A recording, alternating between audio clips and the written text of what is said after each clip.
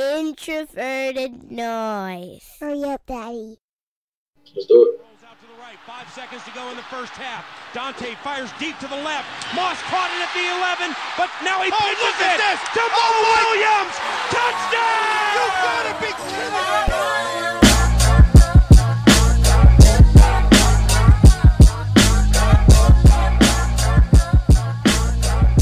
All right, and welcome back to another episode of the Climbing the Pocket podcast. I am your host, Jayson Brown. You can find me on Twitter at BrownJayson.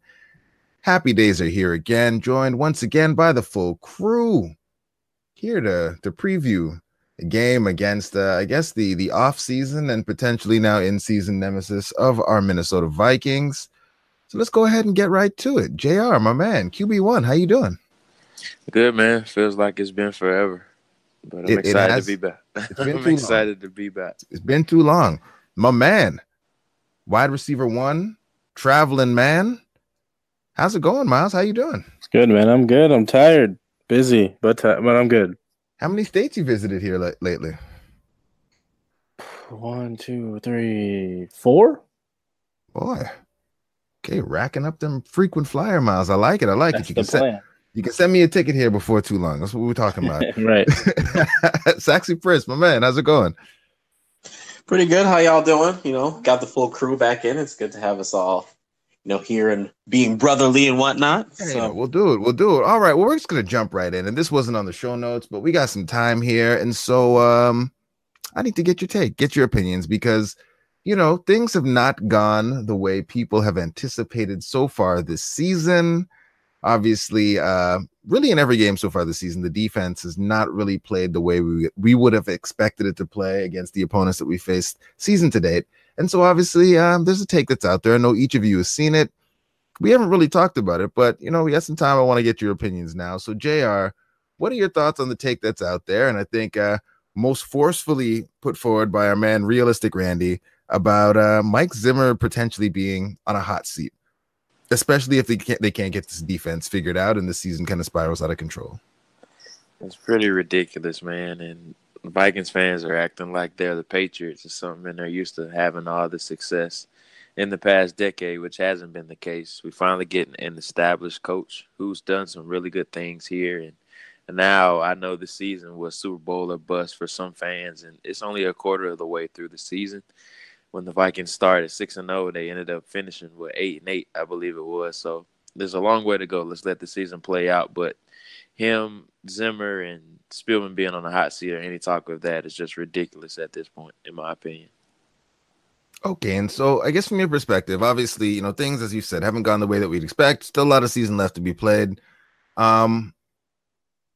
I guess what do you need to see in, and I'm sure we'll get into it in greater depth. I guess what's been your biggest concern, I guess I'll put it that way, season to date in terms of what you're seeing out of the Vikings defense and I guess Zimmer and his control of the team and coaching and leadership and just kind of all of the above, the things that people are really pointing to when they say that, he potentially could be on the hot seat. There's some valid concerns in there. What are you seeing that is most troubling or most concerning for you? I think it's two things. I think it's lack of leadership. On the field leadership. There's just no voice of the defense now that Brian Robinson and Everson Griffin haven't been there. So there is no guy to rally the troops or get the team together when the team is struggling. And there's no guy that can step up and just say, hey, guys, let's get our stuff together. Let's figure this stuff out and just prove to be that the defense everyone thought that we were coming into this year. Harrison Smith isn't that guy. He's not a vocal leader. He's a lead by example type of player. Anthony Barr is the same way. He'll show some energy from certain situations, but he's just not that type of guy. Eric Kendricks is a laid-back guy as well, so they don't have that guy that gives them that juice or that extra energy like Brian Robinson and Everson Griffin brought to the table, and that leads me to my next point, the lack of communication. That's been the biggest issue with the Vikings defense so far. Some guys are playing one coverage while another person is playing another coverage. And that happened last week on the Anthony Barr touchdown to Robert Woods. Mackenzie Alexander completely blew his assignment. He was in zone coverage while everybody else was in man coverage, and they left Anthony Barr on an island with Robert Woods, which led to a long touchdown. So the lack of communication on the back end or throughout the defense, not just the back end, throughout the defense has just been poor to this point, which brings me to another point that it just seems like Mike Zimmer is trying to do a bit too much, and he's just not letting the scheme be the scheme. You don't have to be a hero in Mike Zimmer's defense. Everyone just has to do their job, and he just seems like he's trying to dial up a bit too much pressure and leaving the DBs on the island. They're playing a lot of man coverage this year because he's trying to do so much and generate that pressure up front because they're not getting a lot of pressure off the edge right now besides Danielle Hunter. So he's trying a variation and a plethora of different ways to create that pressure, and it just hasn't happened to that point. And since that pressure isn't getting home with just 4, he's starting to dial up some more pressures, which puts more pressure on the back end of the defense, playing more man coverage. So that's why you're seeing so much miscommunication. Yeah, so Myles, I guess first question is, what are your thoughts on this thought that Mike Zimmer, after this season, if things go kind of out of whack, or to use the quote, if he wastes this first year of Kirk Cousins, should find himself on the hot seat? I guess, what's your thoughts on that? I'm not really for it. We've heard people like Rick Spielman and the Will family, the ownership. We've heard their support for Mike Zimmer. They know everything Mike Zimmer's been through. Whether it's for himself or everything that that's gone on for him throughout his tenure as head coach for the Vikings. So I don't see anything going on in this offseason where he'd be on the hot seat. I can understand going into next season, maybe the pressure's a little higher if they don't somehow make the playoffs this year. But I mean, it's the NFL, right? It's pro sports. It's always high. Pressure's always high. I think we have this idea as fans that they went out and spent all this money and they loaded up this roster, and that means that there's all this added pressure. But I mean, it doesn't really change much, no matter what this team had done in the offseason with that roster. We'd still be expecting them to win. We'd want them to win. That's just the kind of way fans are. So I think it's kind of an unnecessary aspect to kind of say that Mike Zimmer would be on the hot seat if this season goes awry. Like I said, I mean, we've seen how much he's been through and what he's done for this team, as a leader, as a coach, as somebody that's developed a lot of great players. I don't see it right now. Every other season we've seen with Mike Zimmer has been, one season playoffs, one season not in the playoffs, the next season is not. So it's kind of crazy how it works that way. But yeah, it's not one of those things that I'm really too worried about for him in terms of hot seat right now. Do you think that I guess that we'll call them the sharpest offensive minds, or do we think that the teams have figured out the Mike Zimmer defense? I'd say it's a little bit of both. I think Mike Zimmer is definitely pressing a bit. I don't think he liked being embarrassed. What was it during the playoffs? I mean, you could hear it after the season ended. People were talking about the last 6 quarters of the season for the Vikings and how bad the defense looked. I think he took that to heart, which rightfully so. But I think right now he's trying to go out there, and he's being a little too stubborn, in my opinion, with how he's treating personnel, how he's treating some of the calls, instead of just looking to go with adjust to what offenses are doing against you, right? Like, we've seen all these teams spread us out, and try to beat us on the edges, which has been working, right? So why not adjust some of your defense to adjust to what those offenses are doing? I understand he wants to play man coverage so that it allows responsibility on one person. There's less confusion, right? Because there's all the responsibilities on you because you have to defend one person. But I think it's really hurt them because right now this team hasn't been flowing to the ball. They've been holding. They've just been getting themselves into tough situations. And I think Zimmer's just being too stubborn to change that. Maybe, try some zone coverage, because you've seen how this team's lost guys in coverage, and they've been beat deep, and they've been giving up big plays. Big part of that is when you get lost in man coverage, that's what happens, because you don't really have anybody on the back end. Nobody else to support those players on the underneath routes. So getting guys like Anthony Barr into one-on-one situations with wide receivers and running backs that he should have no business covering, that's a weakness of his.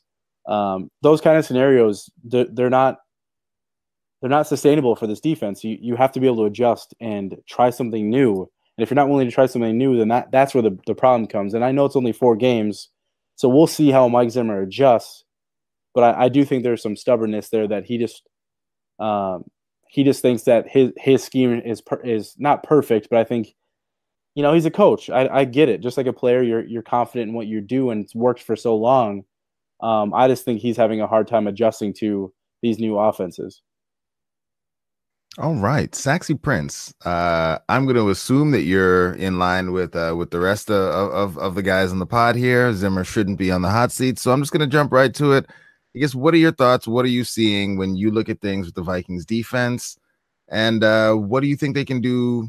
You don't have much time here to, I guess, what are you going to be looking at to see that they get things tightened up as we kind of roll into this next game? The issue that I think Zimmer, I think we've all agreed that Zimmer's defense has, for the most part, been figured out.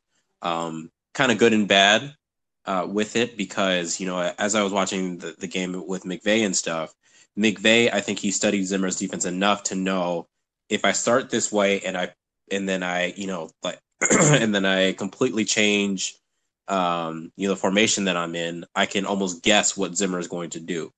I think that what it's going to take, and unfortunately, this is just my opinion, I think it is going to take a full off season for Zimmer to kind of just throw up the entire playbook and really just start his, kind of his creativity and his defense from anew. And I actually think that he can do it. I just think that right now in season, it's going to be really difficult for him to make that huge transition, that leap to be the defense that we know. The Vikings defense has been dominant for really the last 3 years. You kind of been in that top 10, top 5 caliber defense.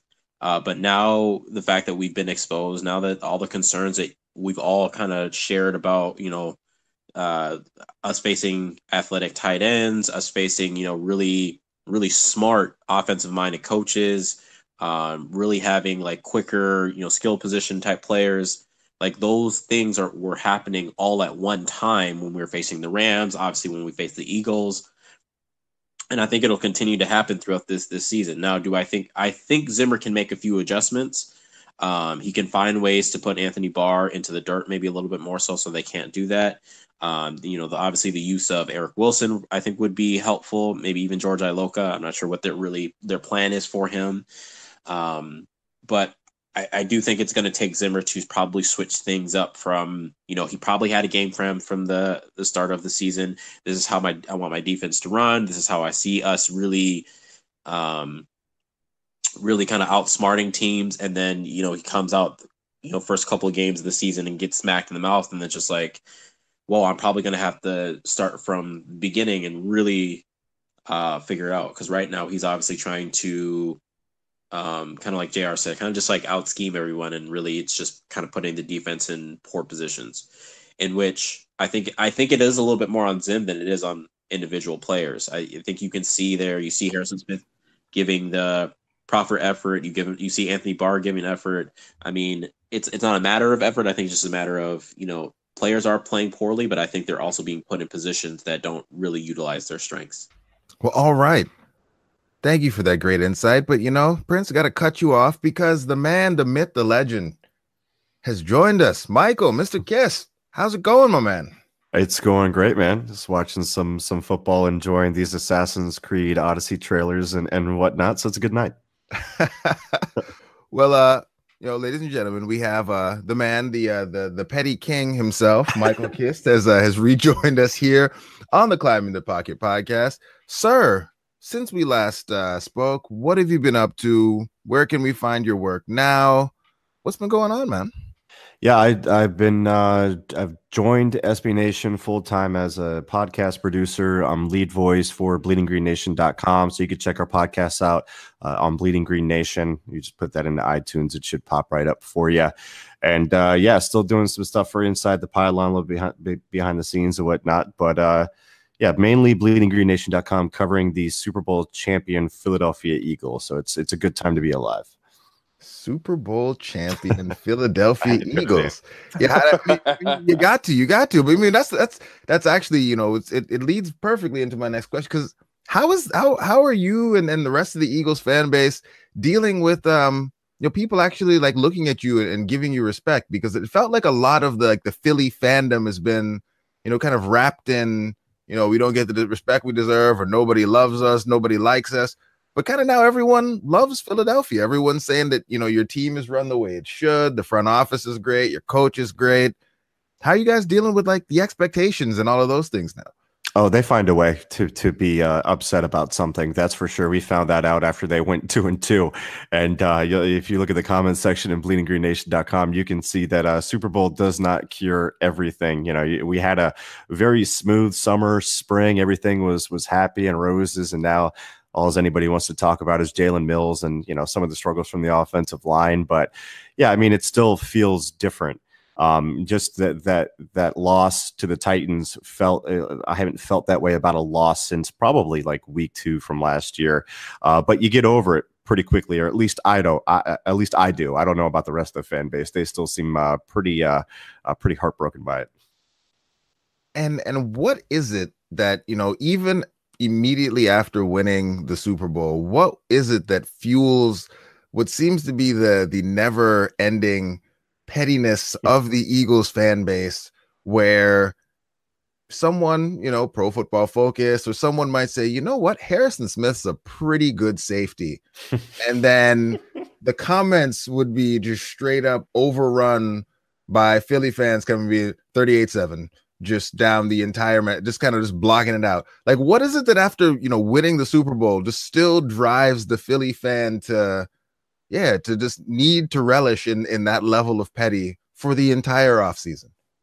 Well, I do appreciate that about our fan base, and I think that it tells you that they've been genuine this whole time, that they really don't like you and they don't care if you don't like them. And that's kind of what it comes down to. And winning doesn't change the attitude of this franchise. And for a while, for so long, people just thought it was because we were such a snake-bitten franchise when it came to coming through in big moments. And then we have a big moment, and now all we want to do, because people for so long said, well, let us know when you get a ring. Well, now we have a ring and we're shoving it in your face 24/7. I can't lie. I admire the commitment to petty. I really do. But I guess let's jump into some things for this season. And are you guys really going to trade for Le'Veon Bell? I mean, it's interesting, man. You give up some draft capital to do it. You probably get some draft capital back in some compensatory pick or a compensatory pick, something of that nature. But they might need to do something at running back. Jay Ajayi's back. He's got a fracture in his back. It's not something that you just heal from. It's a pain tolerance thing for him. He had to come out of the game last week, and you just feel like it's not going to be able to hold up over the life of the season if we continue to give him the kind of workload that we've been giving him. Corey Clement's been dealing with a quad. Darren Sproles hasn't been healthy for a string of games, and it feels like 2 or 3 years.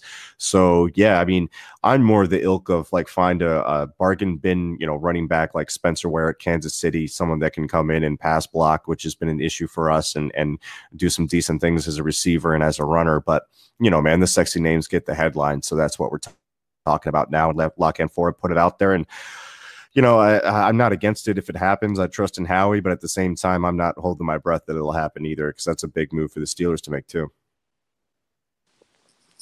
Kiss JR here. Thanks for joining us, my man. What's up, JR?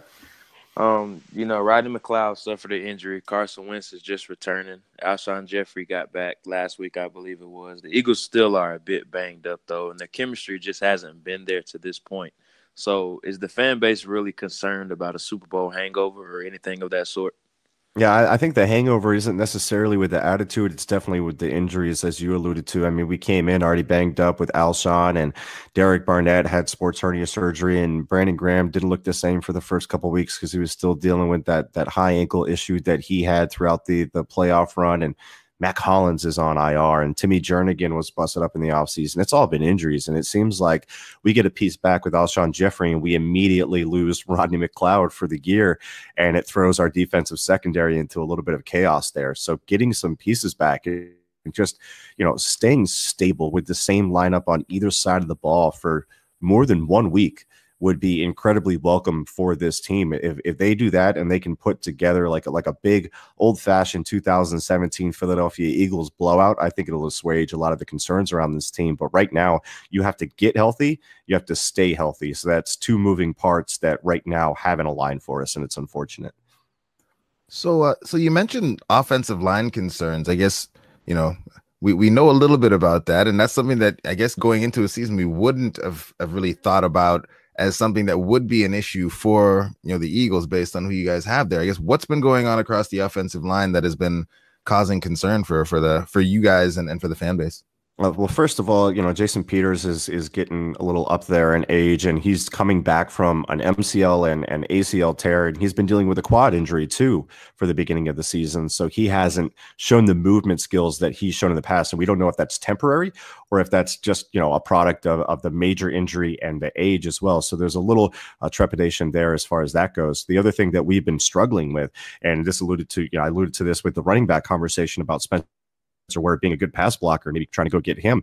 Corey Clement was the guy that handled the blitz pickups against the Vikings in the NFC Championship, excuse me, in the NFC Championship game last year. And he's been out dealing with a quad. He didn't practice today. And we had struggles with double mug looks like the Titans ran against us and like the Vikings love to run against us. And, you know, he did a great job of it in the championship game. We struggled with it really, really bad last week against the Titans. So picking up that coverage in concert with the running back, and then also dealing with stunts as well, which is they've been two major communication issues. It's something I feel that we can get cleaned up along the offensive line, but you're still concerned about the running back piece of it because Darren Sproles isn't in there. Ajayi is banged up and not necessarily in there passing downs all the time. And Corey Clement would be that guy, but he's banged up like I said. So you're just kind of waiting for all those pieces again to come together and be healthy. And right now it's not that. And then last week, I think Lane Johnson got beat worse than I've ever seen him beat in his career by Harold Landry. So that was new and kind of shocking. I still think Lane's putting together a good season, but we got to clean up the blitz stuff, the communication stuff, and the stuff against the stunts. Hey, Kiss, Myles here. I just wanted to ask about what you think of Nelson Agholor's struggles, and with that, kind of the overall wide receiver struggles for the Eagles. Obviously, they got Alshon Jeffrey back this last week, which is a huge boost. But can you talk about Nelson Agholor's struggles and kind of where the state of the receivers are at, in Philadelphia right now? Yeah, so with Nelly, he looked more like the 2016 Nelly in this game, and I'm not too concerned about that being a trend over the entire life of the season. He's shown the mental toughness, especially last year, to get over drops, and the coaching staff has shown the trust in him to go right back to him when he's going through something like that, and he's rewarded us, with that. So he did have 3 drops. The first drop was a deep pass that I felt Carson placed a little outside, could have let him a little more on his natural track, and it probably would have been 6. And it's a tough catch to make going over your shoulder like that off the fingertips. 6 inches probably makes the difference there. The other 2 drops were pretty bad, but like I said, that hasn't been a thing with Nelson Agholor in the preseason, or well, he didn't really play in the preseason, but in training camp or earlier in this season as well. So I would expect to get that cleaned up pretty quickly. As far as the rest goes, we've been lacking outside receiver production. Alshon Jeffrey has come back to replace that, which is nice because, the Eagles like to run those trip sets and they like to have that backside guy, and that backside guy is someone like Josh Perkins or Kamar Aiken. Then, that safety doesn't really have to respect that. With Alshon over there, they have to respect that. They have to respect the slant because he's very effective in that area too. He can affect, a defense on all 3 levels. He can make an impact there. So it's great to have some true outside production back. Because Josh Perkins, Kamar Aiken, they're just not getting it done. And Mac Hollins hopefully comes back in week 8. The loss of Mike Wallace was a bad one. I felt that week him attacking Carlton Davis and off coverage would have been a winner schematically for us, and unfortunately that fell through, and he's going to miss at least most of the season. But yeah, you're still looking at a team that likes to run a lot of 2 tight end sets, and that helps a lot of that with Dallas Goedert and Zach Ertz. All right. Well, you just said something that terrifies me there with a team that likes to run a lot of 2 tight end sets, but I think that'll just be our segue to get right into, this Minnesota-Philadelphia game. And we really just want your thoughts on how you think this game plays out, how Philadelphia is going to go about, attacking our Vikings, and, what things you see as the keys to victory or any concerns that you might have there. Yeah, I mean, for the Vikings, I think they should totally abandon the run game. I don't care, and still try to run play action. And then the haters and losers, of which there are many, can complain about not running the ball, but it's not going to be an effective piece for them. So why try it? They need to get down the field and attack this defense that doesn't know exactly what they are right now from a coverage standpoint since losing Rodney McLeod. They're trying different things. They're putting Myles and Darby in deep Hatfield coverage. I mean, I charted the Eagles last game, and half of their snaps, exactly 50%. By the time of the throw or the sack, the cornerback was an outside cornerback was the deepest player on the field for the Eagles. So it'll be interesting to see if they try to stick with that and maybe clean up the issues with it. But I would expect the Vikings to test that right away. So that's going to be a big thing for the Eagles, is making sure that that back end coverage is there, because the pass rush can get there as long as there is a little bit of time and the coverage is a little bit tighter for the Eagles than it has been.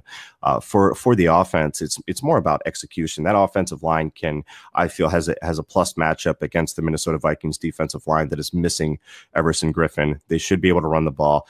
Carson's got to take what's there. He's been a little too aggressive at times, passing up easy shots and trying to take it downfield, holding on to the ball a little bit more and inviting some of that pressure that we're struggling with. So just take what's there and execute. Don't be sloppy. We can't deal with all the fumbles and the penalties that are absolutely killing our drives. I mean, the Titans and the Colts sacked us a combined 9 times. That should not happen with this offensive line. So they just got to clean up the execution issues. And, if it needs to be a 12 or 15 play drive down the field, then that's what it needs to be. But yeah, dominate the trenches, take what's there. And then on defense, don't give up the big play. Hey, Michael, thank you for coming on.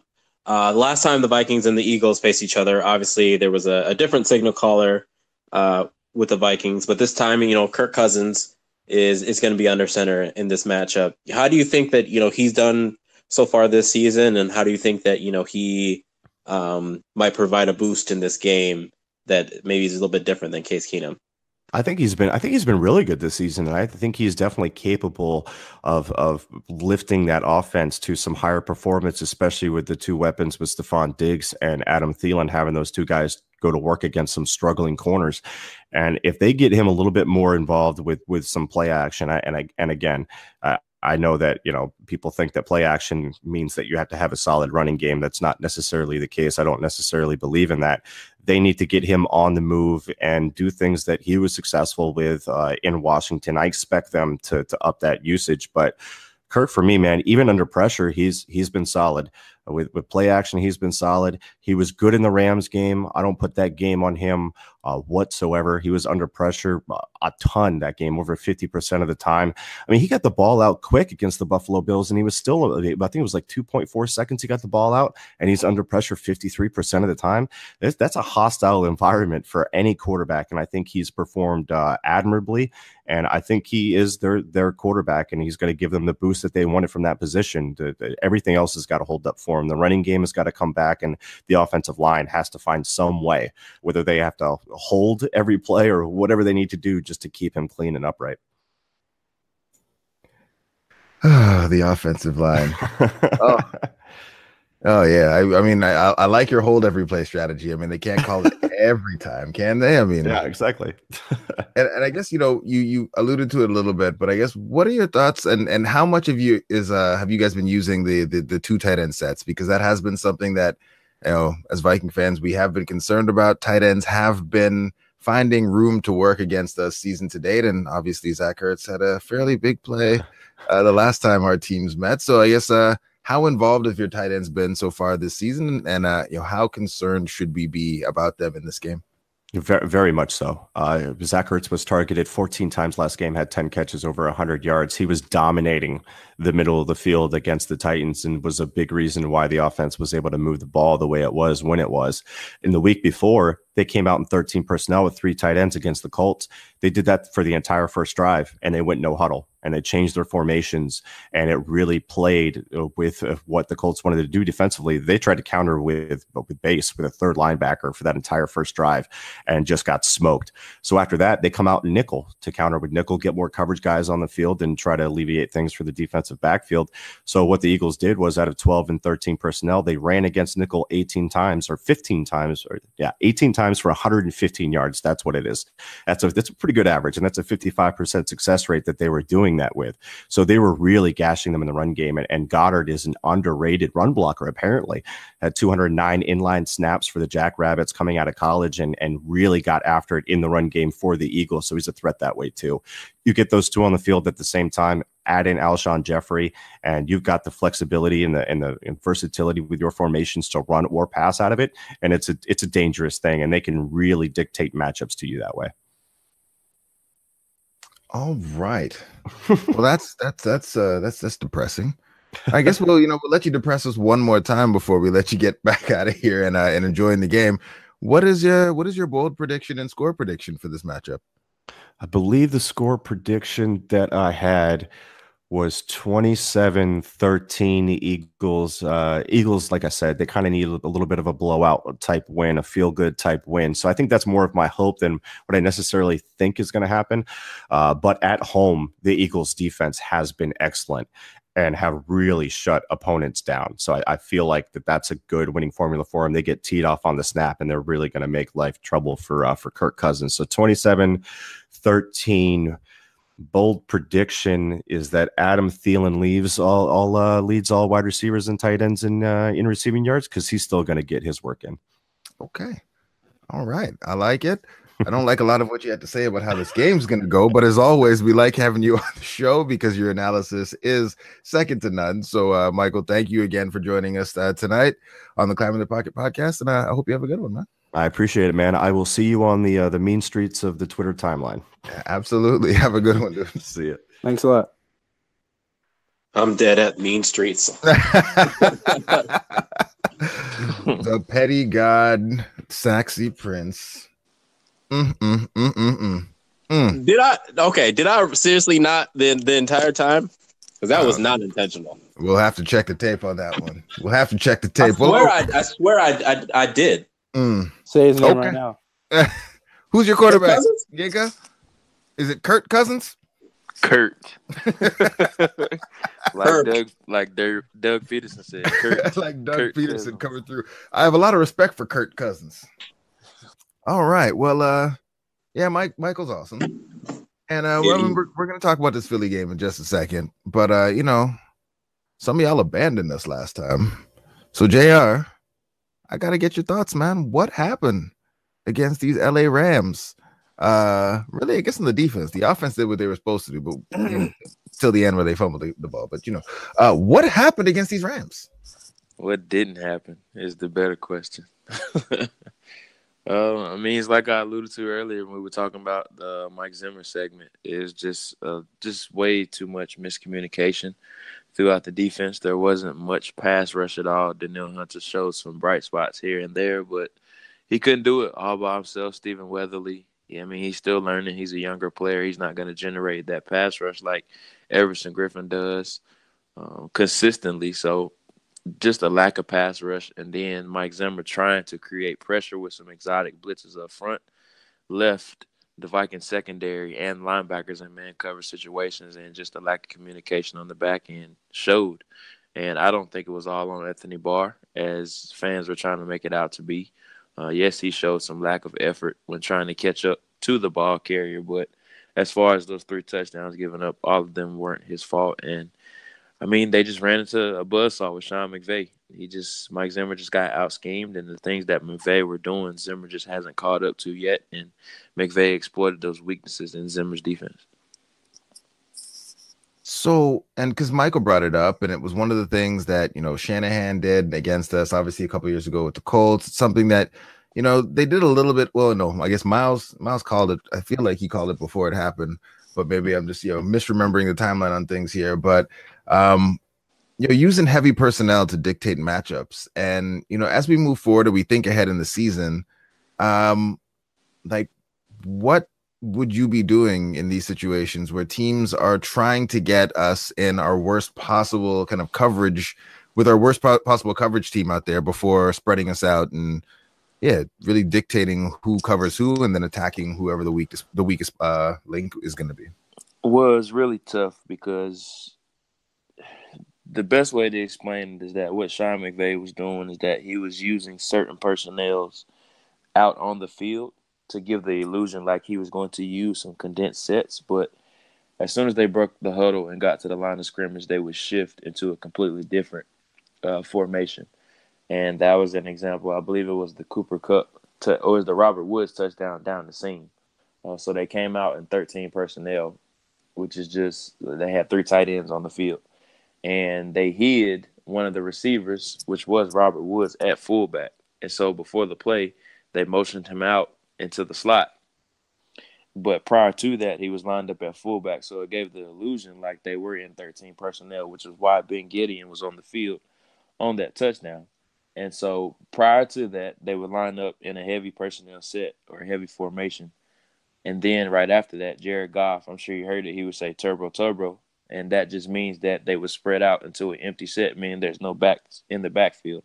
So now you have Ben Gideon in space against guys like Cooper Kupp, Robert Woods, and they're very talented tight end. So that was just the matchups that Sean McVay was exploiting. And there's just nothing you can do about that as a defensive coordinator because you're going to put your personnel on the field that matches up best with what the offense has on the field. So this matchup is very dangerous with Philadelphia because they have those tight ends that can play in line and they also can flex out in the slot. So there's really nothing that Mike Zimmer can do to counteract that, which is very scary to think about.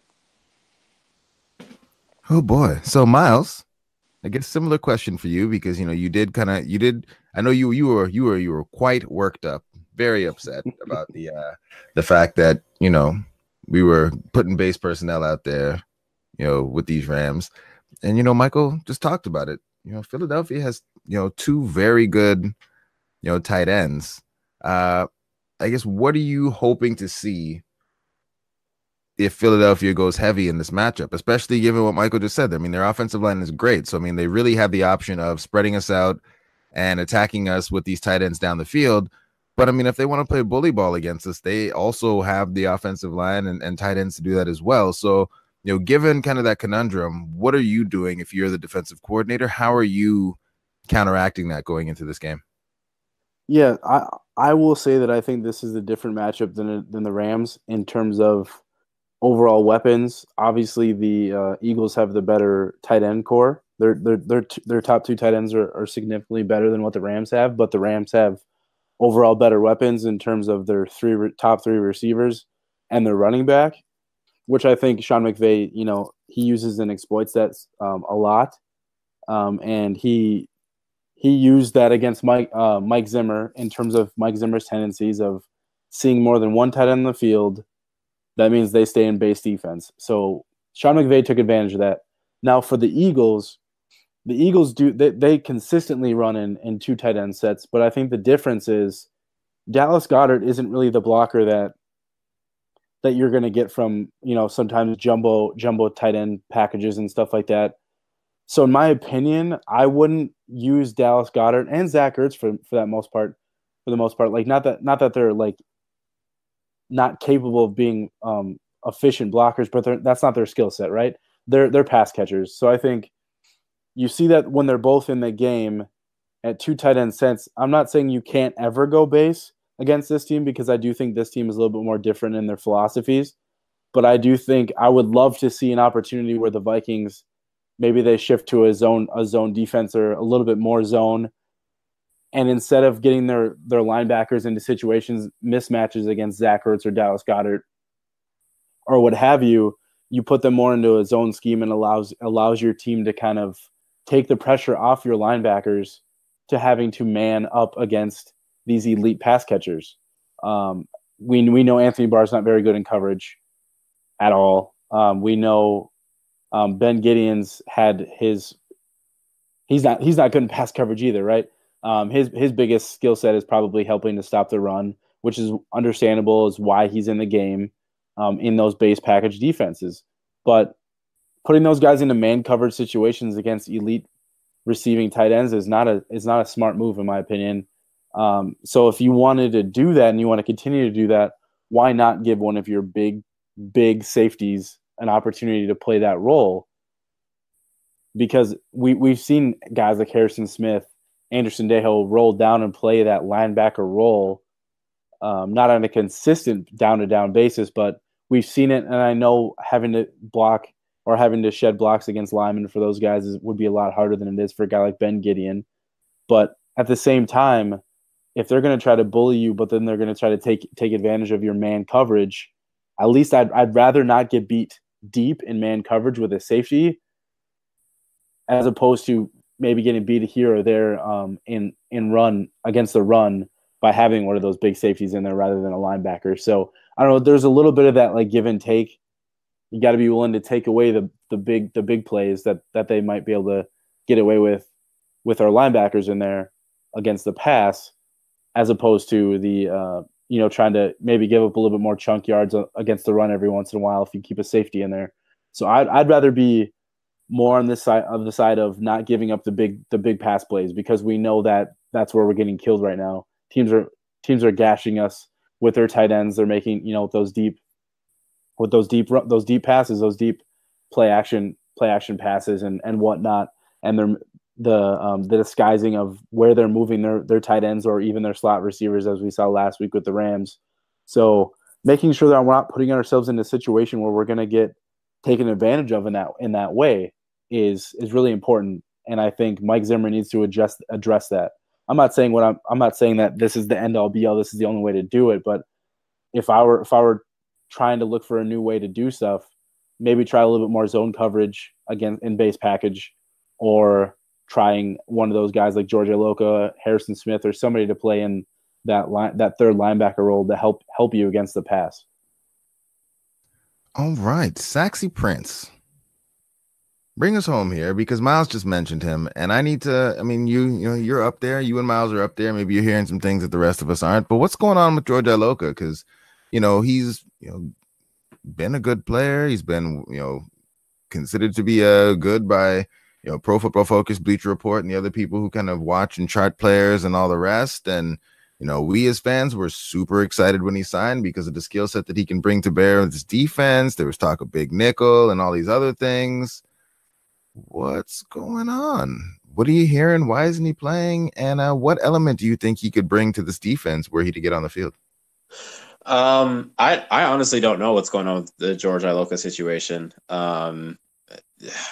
Maybe it's the fact that the Vikings, the hope is maybe Zimmer has changed his defense enough where George is still trying to catch up, but I don't think that's the case. So maybe Zim's probably saying something in practice where, maybe he's lost a step, or maybe he's not the same player that, when he was back working with Zim in Cincinnati that he knew him to be.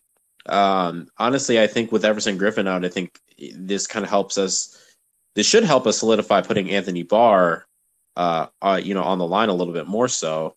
And, just kind of exploring, that and putting George Iloka potentially just with his size, at a linebacker position, or, continuing to allow you to stay in like a big nickel or potentially dime packages. But I don't know what's going on. I trust that if he's not on the field, it's probably for good reason, because it's only going to take one play for him to get completely torched, and then everyone's like, hey, see that's why he wasn't playing. So I don't know what's going on there. I would like to see him soon, if the defense continues to struggle, but I don't think it needs to be rushed, as Zim really doesn't feel like he's ready. All right. Okay. All right. Well, let's jump into this thing here, because we've been talking for a little while now, and I feel like before the season started, the schedule came out, we looked at this one. Most people kind of looked at this one and kind of put it in the loss column for the Vikings. But with the way the season started, which is not really how most had seen it going, it's not really a game that the Vikings can afford to lose if we have the expectations of them going where we want them to go. So, JR, I guess, break it down for me. What are you looking at, in this game? What are the key matchups? How can the Vikings go in and maybe get the taste of 38-7 out of their mouth by going in and getting the season turned back around in Philadelphia? Yeah, so I'm interested to see how long John DeFilippo sticks with the running attack versus this vaunted Eagles defensive line. They have the best run defense in the league right now, and we all know the Vikings are really struggling running the ball right now. So I just want to see how long he tries to get a balance of things And what I mean by balance is how does he try to balance out the passing attack with the rushing attack, and how long does he try to stick with it before he gives up on it? And that's what we've seen early on this season. He tries to run the ball early on, but if they don't have any success or they're getting too far behind on the scoreboard, they just say screw it, and they just start throwing the ball all over the yard, which has worked for them offensively so far. It's kept them in some games so far to this point. I know the Green Bay game is one that comes to mind, and the game against the Rams last week comes to mind as well. So he hasn't been very patient with the running game because we all know that the NFL is all about high-powered offenses in today's day and age. So I want to see how long or if he tries to even run the ball against this defense. We know Fletcher Cox and Timmy Jernigan are men in the middle. So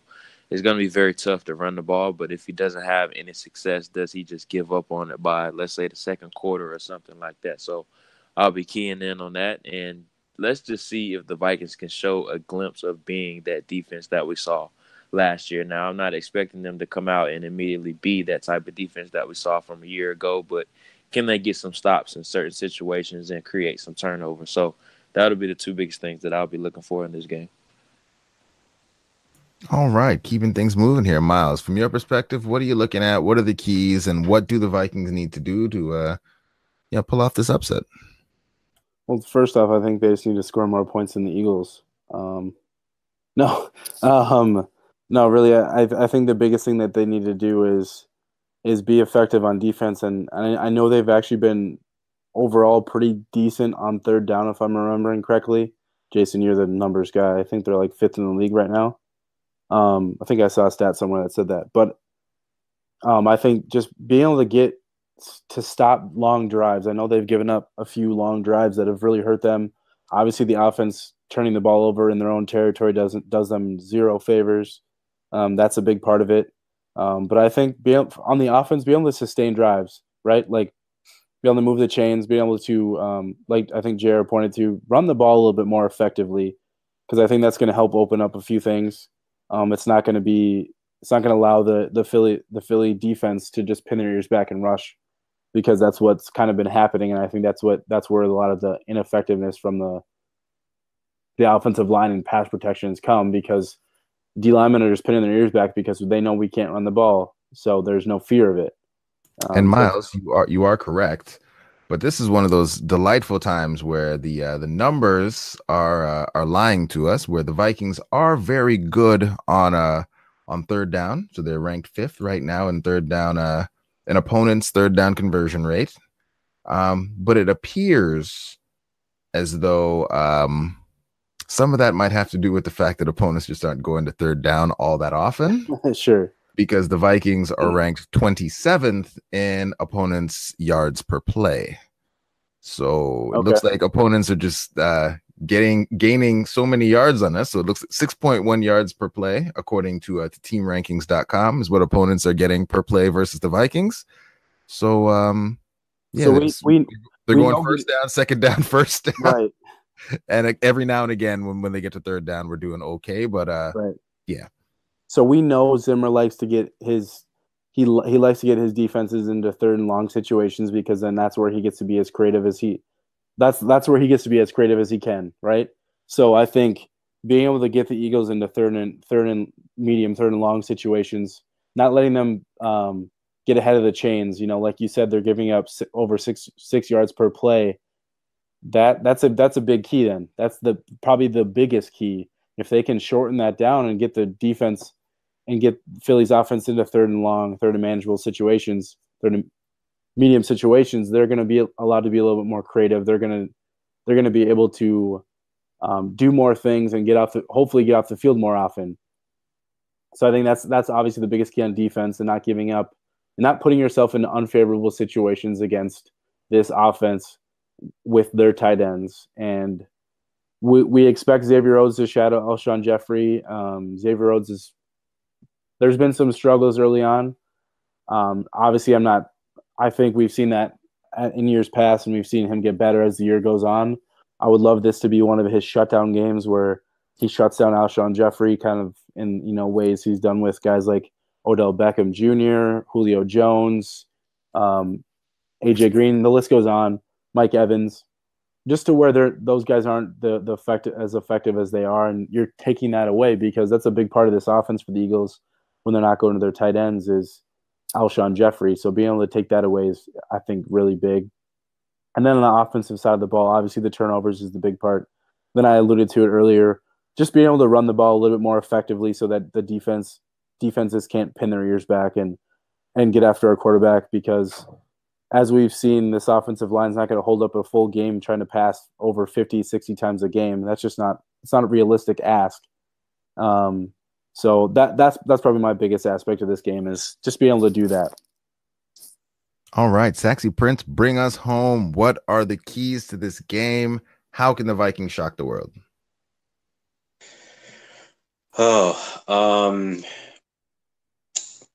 What's Joe Berger doing? I don't know. I honestly don't know. I think the offense it actually has looked fine over the last couple of weeks. The defense has looked discouraging for most of the part. So I think it's pretty obvious. But if you can stop Carson Wentz, I think this will be a recipe for a very good day for us. I think Zim, rather than trying to be too exotic and try to throw things that Carson Wentz hasn't seen, I just think he needs to call like a pretty clean,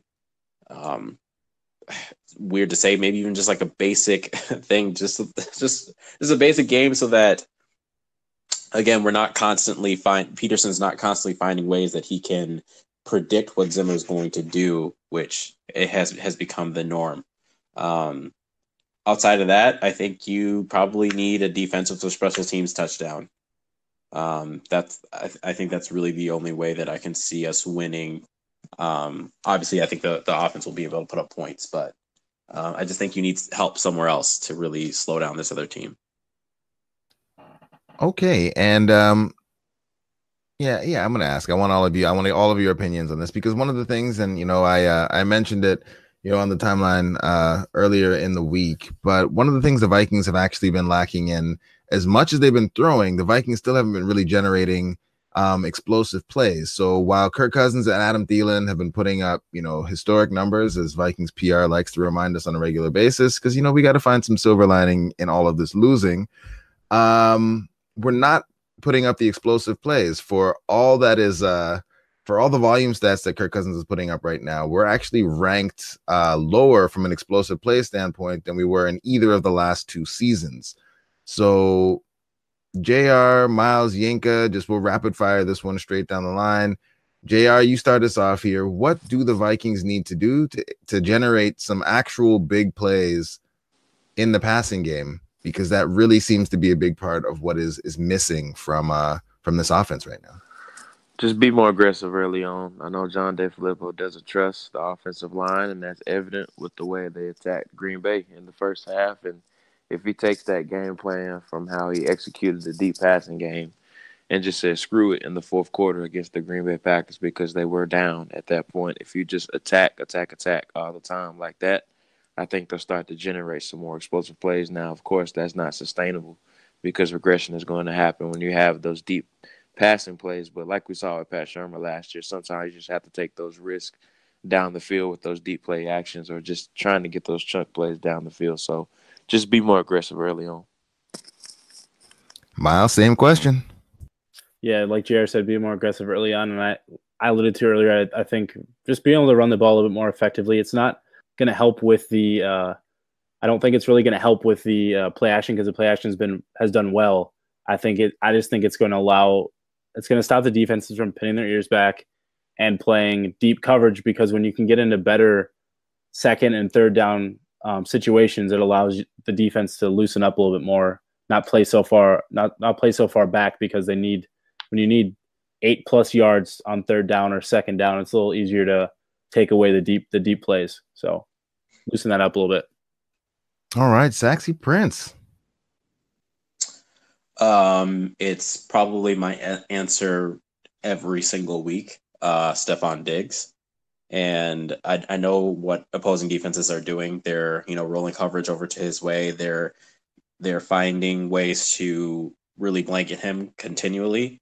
But I think that that's something that you can find ways to exploit, as well as I don't know, try some unique things. Like try what the Rams do. Hide Stephon Diggs in the backfield and motion him out or something. Like do something unique in that kind of way. Find ways to hide him, find ways to get him in space, and then I think you will see a lot more of those explosive plays. Also, just call. I mean, granted, it is the issue with the offensive line, but call a few more plays down the field. And maybe it's just early. Maybe just Kirk Cousins comes out firing for the first couple of plays, and you just throw 2 plays right in a row that are like down the field passes, and really to just kind of jumpstart this offense. You might not hit, but you might hit, and that really is the sets the tone for the rest of the game. So really get Stephon Diggs involved, and then also try to try early to just like really push the ball down the field. All right, I sense a theme there, which is we need to be aggressive. In this game, we're the underdogs, so we might as well go out throwing some haymakers. And that brings us to it. Saxy Prince, lead us off. What is your score prediction? What is your bold prediction? Score prediction is going to be 30-23 Eagles. And my bold prediction is all the Vikings points will be scored by running backs or special teams, so field goal kicks.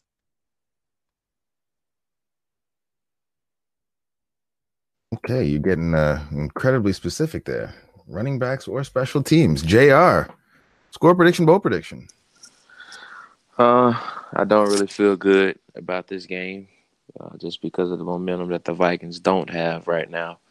And with the Eagles being at home, so I'm going to go Eagles 27, Vikings 17. I think Danielle Hunter continues the streak of having a sack in every game this year, so I'll say he gets 2 sacks this game. Okay. Myles, what's up, man? What you got? You going to be our usual ray of optimism here, or are you going to make this a clean sweep? I feel like I have to be. I'll go 27-21 Vikings, and then I'd say my bold prediction is going to be that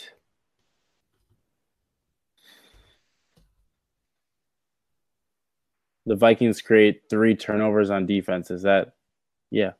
Yeah, I like that. That feels like a nice way for them to win the game there. And I'm actually going to roll with Myles, and I'm going to pick the Vikings and 24-21 Vikings. And from a bold prediction, I'm going back to the well. Harrison Smith has a get right game since he disappeared in the last one, and fills up the stat sheet with some sack action. They schemed him out of last week's game. They schemed him. Okay, well, Zimmer's going to find a way to scheme him back in. And, he's going to get himself back into the stat sheet because my IDP fantasy team would like that. And I think it will help the Vikings win. So, yeah, that's where we're at. And, that's it. That's all. Anything else you guys wanted to cover before we move into all the great work you gentlemen are doing on other places around the interwebs? Okay, well, all right then. JR, what have you been up to this week? Where can people find your work? I don't have anything brewing right now, but you can find a recent article that I did on Stephon Diggs on InsideThePyline.com, just detailing some of my favorite routes that he's ran this year. So go check that out on InsideThePyline.com. All right, and any podcast appearances? Not this week. Except and the usual weekly spot with Andy. Perfect. Myles, what's cracking, man? Anything we need to be looking out for? Yeah, I'm finally back. In town. I'm starting to look at some of the college stuff and start not prep for the draft, but kind of get some of the names I'd like to look. The guys I'd start looking at, and with that list, I'll probably compile a few names for guys that I'd like to see the Vikings that could potentially help the Vikings next year. All right. And Saxy Prince, what you been up to, man? Yeah, nothing writing wise, but I posted it on the timeline. I believe it was last week. Short film I did, filmed it last year, premiered earlier this year in about April. We're getting a second run. This time is going to be opened up to the public, which is fantastic. I can send everyone the link. We actually have another trailer that's coming out pretty soon. I just got a sneak peek of it, and it's looking really, really good. The showing is November 2nd. I believe that is I want to say it's a Friday night. Yes, it's a Friday night from 8 to 10.